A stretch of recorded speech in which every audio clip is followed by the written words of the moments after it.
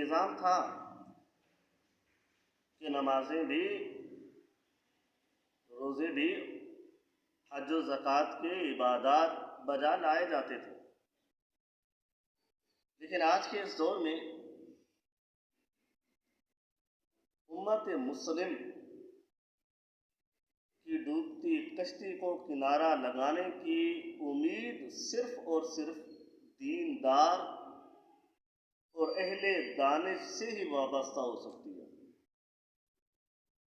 یہ جو ہمارا اسلام ہے،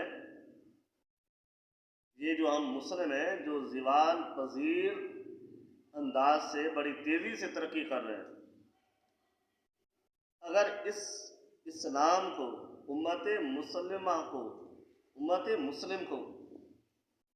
ترقی یافتہ بنا سکتے ہیں تو صرف اور صرف اہل دانش، دیندار طبقہ ہی اس کو ترقی دے سکتے ہیں. اور اس دور میں،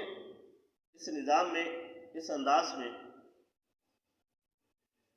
دیندار، اہل دانش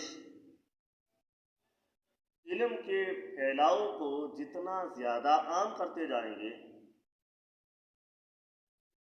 جتنا زیادہ عمل پر پیراور ہوں گے، تو اتنا ہی زیادہ اسلام اور مسلمان ترقی کرے گا. اور اس کے غروب ہونے والے سورج کو روشنی صرف دیندار طبقہ ہی دے سکتا ہے، اور وہ بھی مخلص ہوں، جو دین کے لیے، جو اپنی ذات کے لیے مخلص ہوں یا اپنے مال کے لیے مخلص ہوں. ان سے یہ توقع نہیں ہو سکتی، ان سے یہ توقع حاصل نہیں ہو سکتی جو صرف اپنی ذات کے اجاگر کرنے پہ لگے ہوں یا مال و دولت اکٹھا کرنے میں لگے ہوں. تو سب سے زیادہ وجہ، سب سے زیادہ نظام